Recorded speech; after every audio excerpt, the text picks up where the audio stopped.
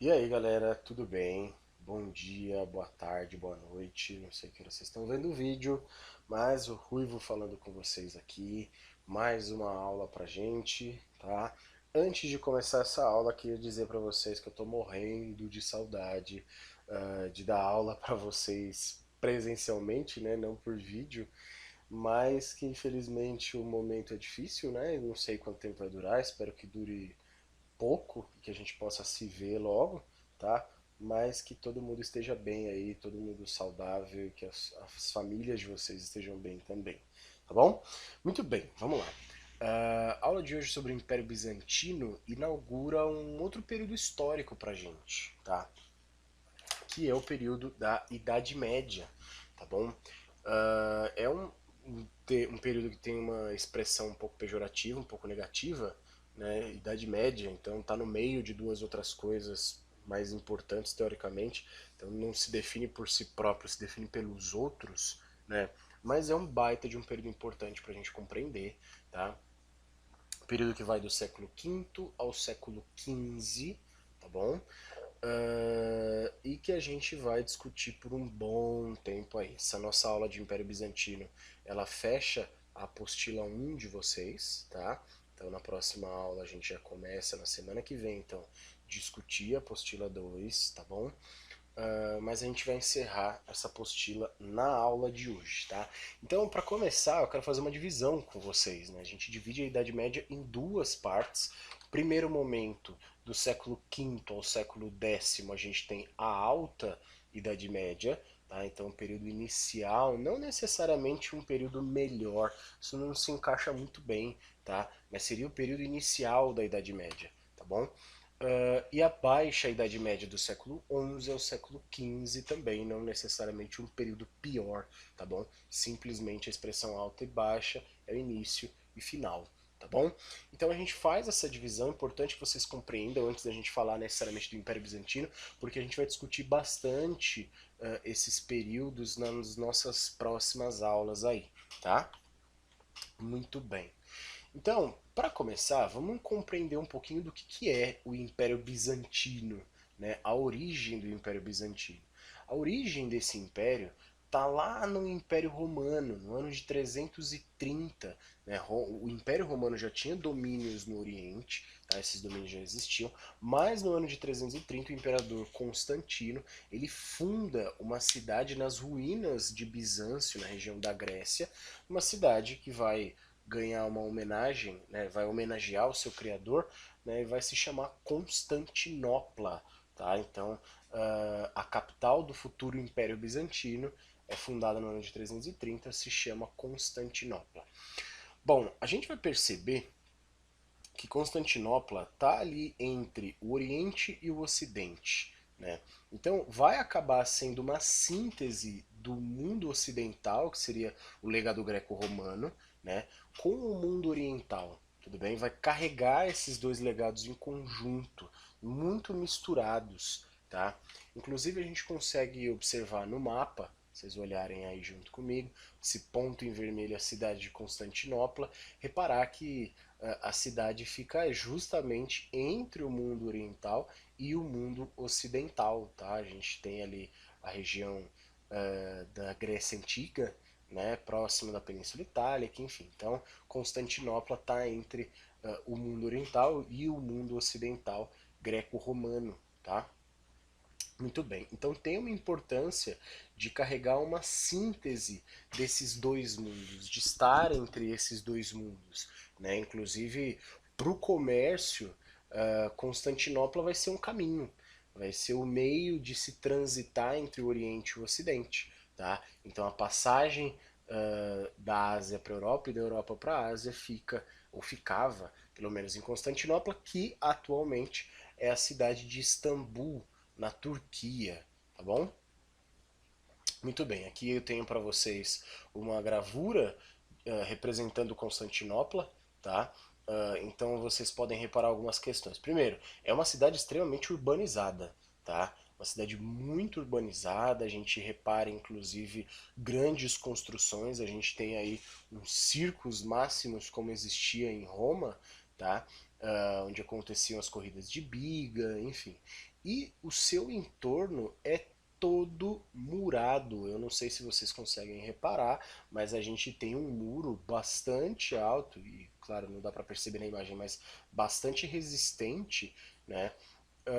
Que vai garantir a proteção de Constantinopla. Inclusive, quando você tem, especialmente no século V, as invasões bárbaro-germânicas, eu comento com vocês, eu comentei na outra aula, que o Império Romano do Oriente resiste, né? Então, quem cai é o Império Romano do Ocidente. O Império Romano do Oriente resiste, entre outras coisas, por conta do muro. Né? Esse grande muro vai servir de proteção quase que impenetrável, né, em relação a Constantinopla. E claro, o mar em volta de Constantinopla é uma proteção natural, torna mais difícil o acesso a Constantinopla. Então isso também vai ser um fator importante para garantir a sobrevivência de Constantinopla por muito tempo, mesmo depois da queda de Roma, quase 1000 anos aí, até que Constantinopla fosse tomada. Tá? Muito bem. Constantinopla, a capital do Império Bizantino, portanto, ela vai ser enxergada como a sucessora natural de Roma. Né? Então, se Roma na antiguidade representava aí, o coração do Império Romano, Constantinopla é o coração do Império Bizantino, é quem sucede o Império Bizantino. Desculpa, quem sucede a cidade de Roma em seu esplendor, em sua importância política, econômica, militar, enfim. Tá? O próprio imperador bizantino, chamava-se Basileus, se considerava imperador romano, se atribuía o título de imperador romano. Tá? A religião em Constantinopla, assim como no Império Bizantino, era a religião cristã. Isso mostra que o império carrega um legado romano para si também, e a cultura e o idioma são gregos, tá? Isso mostra que o legado grego também vai ser carregado pelo Império Bizantino e por Constantinopla, tá bom? Bom, e é esse ponto que é bastante importante, porque muito do que a gente tem, do que sobreviveu da cultura grega, a gente deve aos bizantinos, a gente deve ao Império Romano do Oriente, tá? Que garantiram a preservação de muita coisa, né? Como a filosofia, a ciência, a matemática, a literatura, em relação à Grécia Antiga. Tá?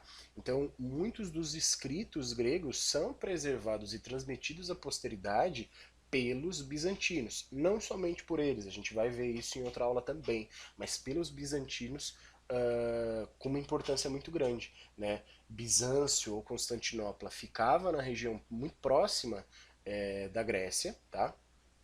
E, portanto, tinha uma conexão cultural muito estreita com os gregos. E isso vai permitir que eles preservassem grande parte da cultura grega de maneira geral, tá bom?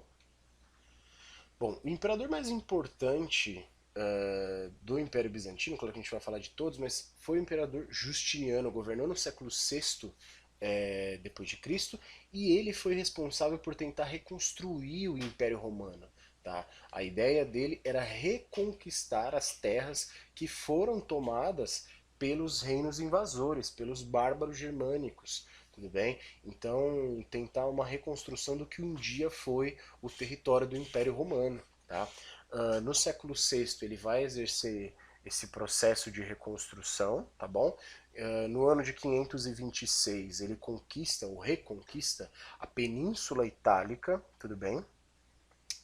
No ano de 524, um pedacinho da Península Ibérica, e no ano de 533 vai reconquistar aí boa parte, quase todo o norte da África, tudo bem? E a gente vai conseguir perceber, portanto, como vocês observam aí no mapa, né, que realmente o território que um dia foi do Império Romano foi em parte reconstruído, né? Tanto que o mar Mediterrâneo, o entorno do Mediterrâneo, quase todo ele ali até 565, né, estava sendo dominado pelo Império Bizantino.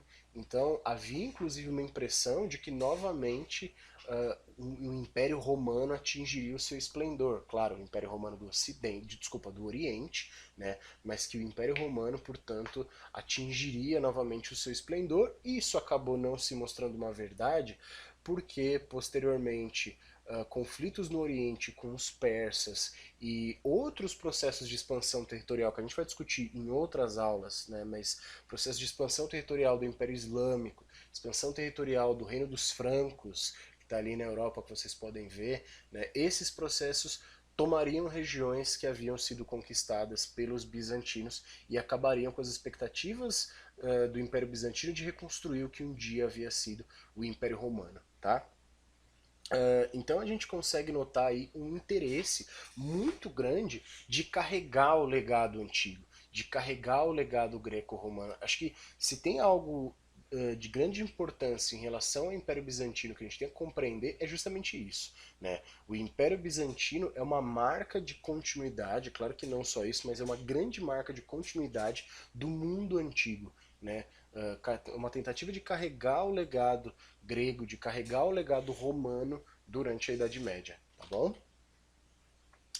Bom, há também uma questão religiosa importante, né, entre os séculos 8 e 9, que foi o chamado movimento iconoclasta, tá? Iconoclasta vem de eikon, que é a imagem, e klasten, que é quebrar. Então, era um movimento que pregava a destruição de imagens relacionadas a Jesus, Maria ou qualquer outro santo. Mas aí cuidado, porque não é um problema com Jesus, com Maria ou com os santos, mas sim com a adoração de imagens, né? A Bíblia, ela fala que só se deve adorar a Deus e não imagens, enfim. E isso foi compreendido pela Igreja Católica no Oriente como uma obrigação de adorar somente a Deus e não nenhum tipo de imagem. Então há um movimento que quebrava, estimulado inclusive pelo Basileus, ou seja, pelo imperador, que estimulava a destruição de imagens, tá? E que, portanto, forçava aí um movimento, de certa forma, inclusive violento, tudo bem? Que ficou conhecido como o movimento iconoclasta. Teria outros momentos, inclusive na Baixa Idade Média, que isso voltaria a acontecer, mas o momento mais importante é entre os séculos 8 e 9, beleza? Bom, e para a gente fechar esse nosso assunto, vamos discutir um pouquinho o exercício em classe na página 348 da apostila de vocês, tá?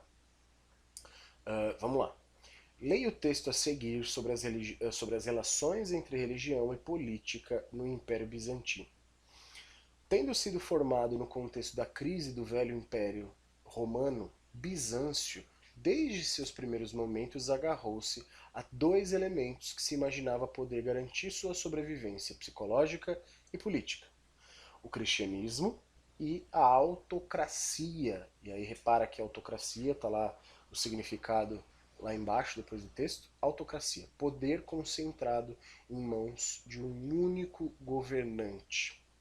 Por isso havia uma visão religiosa da política, império igual a reino dos céus na terra, ou seja, o Império Bizantino seria o plano terreno, né, do domínio divino, né, e o imperador como um vice-deus, ou seja, um representante direto de Deus na terra, escolhido, portanto, né, para governar o que ele chamou aí no texto de reino dos céus na terra.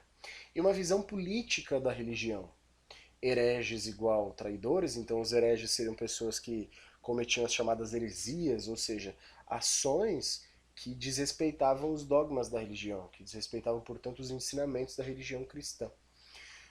Submissão de outros povos igual a salvação de suas almas pela cristianização, ou seja, quando os bizantinos dominavam um outro povo, um outro território, eles usavam como justificativa a cristianização, de que na verdade eles estavam levando a salvação às pessoas dominadas e não a violência, a fome, enfim.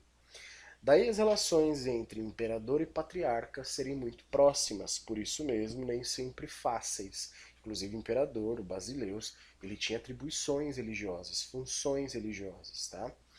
A partir do texto explique as relações entre a religião cristã e os imperadores bizantinos. Muito bem, o que a gente consegue perceber para começar, né? A religião cristã, para os imperadores bizantinos, vai servir como uma forma de justificativa do próprio poder, primeiro. Né? Então a gente vê ali que o imperador sendo considerado um vice-deus, né, como o texto traz para a gente, era uma forma, portanto, de justificar a própria autoridade. Então a autoridade do imperador ela viria não de uma escolha pessoal, mas da escolha do próprio Deus. Né? O imperador, portanto, é o governante do reino dos céus na terra. Tudo bem? Além disso, a religião ela também vai servir como justificativa para o expansionismo militar bizantino. Expandir o território para cristianizar outras populações, para levar a palavra de Deus. Tá? Então tem essas duas funções principais. A gente poderia organizar uma resposta, né? Se você precisar pausar o seu vídeo, vai pausando caso você queira escrever, né? Mas pode escrever sua resposta também, da seguinte forma. A religião cristã foi usada para justificar o poder do imperador, que se apresentava como um eleito de Deus para exercer poder. Além disso, o cristianismo serviu como justificativa para perseguir opositores e para o expansionismo militar. Beleza? Então é isso. Fiquem atentos na tarefa que vai ser deixada para vocês aí, tá bom? Queria lembrar uma coisa. Leiam com cuidado o que vai sendo pedido nas atividades para vocês, tá? Tenho corrigido algumas aí que as respostas têm pouco sentido, parece que a pessoa talvez não tenha lido com muita atenção o que está sendo pedido no enunciado, tá bom? Então tenham cuidado. Lembrando que se vocês tiverem dúvidas, talvez seja um caminho interessante deixar essas dúvidas no comentário do vídeo no YouTube, vai ser um meio mais rápido de eu tentar sanar alguma coisa, dar alguma informação, tá bom? Não tem muitos meios de comunicação da gente nesse momento, tá? Mas eu tentando ajudar vocês da melhor maneira possível e de novo, espero que todo mundo esteja bem, todo mundo quietinho em casa, com os familiares de vocês, tá?